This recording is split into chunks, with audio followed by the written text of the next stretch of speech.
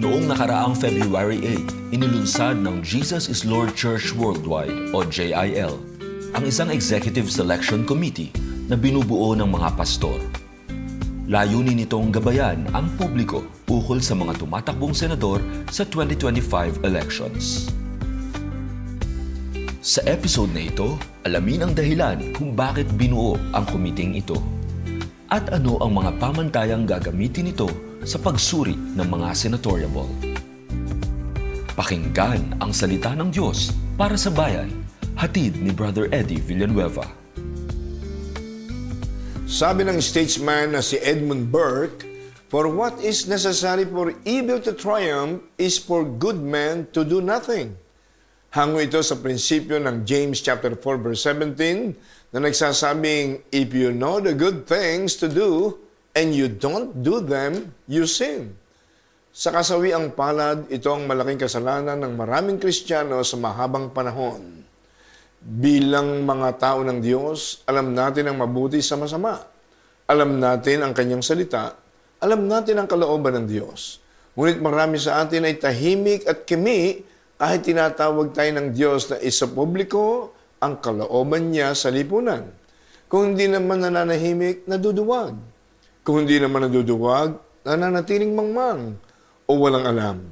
Kaya hindi makapagsalita. Kaya hindi na nakapagtatakang may mga lipunang tila na itapon na lang sa mga aso't baboy.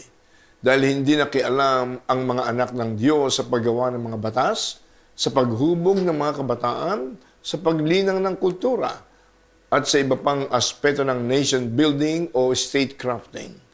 Dapat nating maintindihan ang calling o panawagan ng mga anak ng Diyos ang pakikilahok sa nation building. Dahil walang ibang tunay na mga kasawata sa kasamaan, kundi ang mga taong kayang pagningningin ang liwanag ng salita ng Diyos sa lipunang binabalot ng kadiliman. Pag naghahari ang kademonyuhan, dapat ipaglaban ng mga matitinaw ang katotohanan, katarungan at katwiran. Malaking pagtataksil sa Diyos kung hindi ito magagawa ng mga Kristiyano at ng Kanyang simbahan. At kapag naging traitor tayo sa Kanya, walang ibang matutuwa at papalakpak kundi ang dyablo at ang mga kampon niya sa impyerno. Dahil patuloy nilang kukontrolin ang destinasyon ng bansa. Huwag po tayong maniniwala sa mga nagsasabing hindi dapat nakikialam ang mga mananampalataya sa mga nangyayari sa bansa, na dapat daw ay mayroong separation of church and state.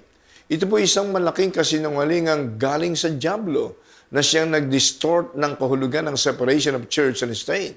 Kung re-reviewin natin ang history, sumulpot ang konsepto ng separation of church and state nung binubuo ang konstitusyon ng United States of America. Nang panahong iyon, sumulat si Thomas Jefferson na isa sa mga original founders ng United States of America sa isang Baptist group para mapanatag ang kalooban nilang hindi sila makararanas ng oprasyon mula sa pamahalaan. Sabi sa kanila ni Thomas Jefferson, "Huwag kayong mag-alala, huwag kayong matakot sa konstitusyong binubuo namin. Hindi namin hahayaang ang Estado'y manghimasok sa mga gawain ng simbahan ninyo. Religious freedom will surely be protected. Freedom of worship will be respected." Yan po ang tunay na pakahulugan ng separation of church and state sa kasaysayan. Hindi pwedeng pakialaman ng pamahalaan ng kalayaan ng mga mananampalataya pagdating sa freedom of worship at freedom of religion. Malaking kalokohan ang sinasabi ng iba na kung ikaw ay Kristiyano, kung ikaw ay makadiyos, at kung ikaw ay isa sa mga leaders ng mga anak ng Diyos, disqualified ka sa government election, wala kang say. At kailangan nakakulong lang kayo sa 4 na sulok ng simbahan ninyo. In effect, kayong mga tagalangit, kayong mga anak ng Diyos, wala kayong karapatang makialam sa gobyerno. In effect, ang gobyerno ay para lang sa mga anak ni Satanas. Ang nakakalungkot po, maraming Kristiyano ang nagpaloko sa ganitong kaisipan. Tandaan po natin, bawat gobyerno ay nilalang ng Diyos. Bawat bansa ay nilalang ng Diyos. Ang sabi ng Psalm 24 verse 1, "The earth belongs to the Lord and the fullness thereof." Kaya dapat kaluwalhatian ng Diyos ang nakikita sa bawat bansa sa buong mundo. Pero bakit may mga bansang nado-dominate ng spirit of darkness? Hindi mapigil ang korupsyon, shocking, grinding poverty and injustices. Isa lang po ang sagot. Umurong ang mga Kristiyano sa laban at hinayaang pagpiestahan ng mga anak ng dyablo ang kaban at kapangyarihan ng pamahalaan. Kaya naman, napagdesisyonan ng buong pamunuan ng Jesus Lord Church Worldwide ang pagbuo ng isang Executive Selection Committee. Layo nitong pag-aralan at salain ang mga background at kakayahan ng mga tumatakbong senador para sa 2025 national elections. Ang committee pong ito ay binubuo ng ilan sa mga pinakaginagalang at veteranong pastor ng Jesus Lord Church Worldwide na kumakatawan sa daang libo nating kongregasyon mula sa Luzon, Visayas at Mindanao.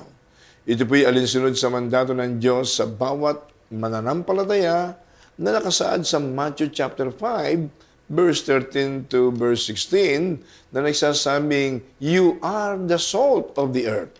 But if the salt loses its saltiness, how can it be made salty again? It is no longer good for anything except to be thrown out and trampled underfoot. You are the light of the world. A town built on a hill cannot be hidden. Neither do people light a lamp and put it under a bowl. Instead, they put it on its stand, and it gives light to everyone in the house. In the same way, let your light shine before others, that they may see your good deeds and glorify your Father in heaven." Wala pong ibang hangarin ang JIL Executive Selection Committee kundi makapagbigay ng tamang edukasyon at gabay sa publiko. At wala pong ibang magiging basihan ng committee kundi ang mga prinsipyo ng Biblia sa matinong pamumuno, sang-ayon sa katotohanan, katarungan at katwiran. Napaka-critical pong makapagluklok tayo ngayong 2025 ng mga senador na may mataas na respeto sa Biblia. Laganap na kasi sa panahon natin ang mga legislative agendang salungat sa salita ng Diyos at wawasak sa lipunan.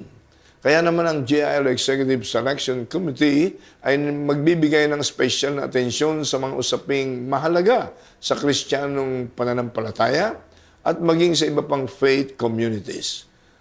Pangunahin dito ang anti-God bills gaya ng divorce bill, SOGI bill or sexual orientation, gender identity, expression bill na siyang magpapasok ng same-sex marriage sa Pilipinas.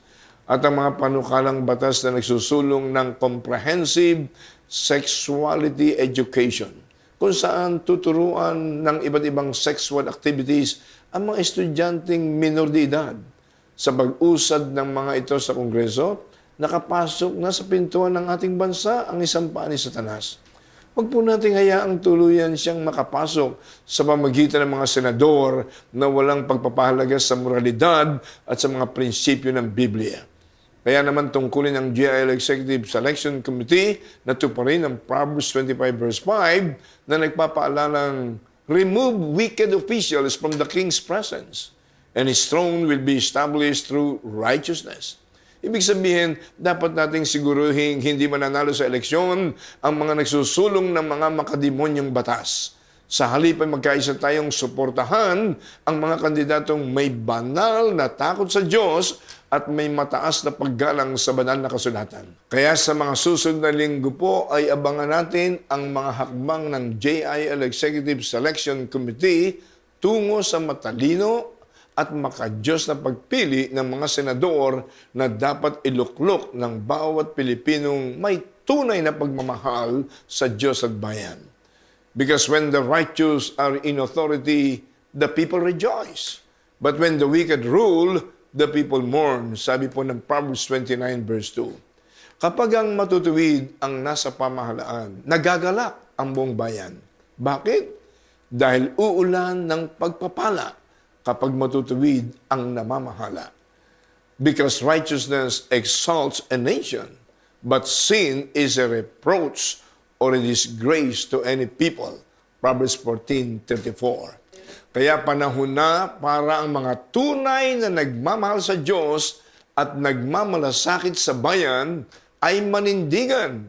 in crafting the destiny of our nation upang mangyari naman ang kalooban ng Diyos sa ating minamahal na bayan.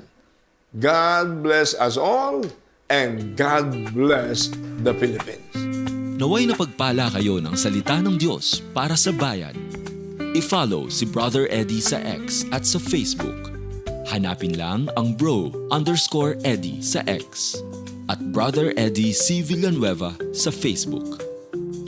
Ang Salita ng Diyos para sa Bayan ay produksyon ng Brother Eddie Ministries and Advocacies International o BIMA International. God bless you and God bless the Philippines.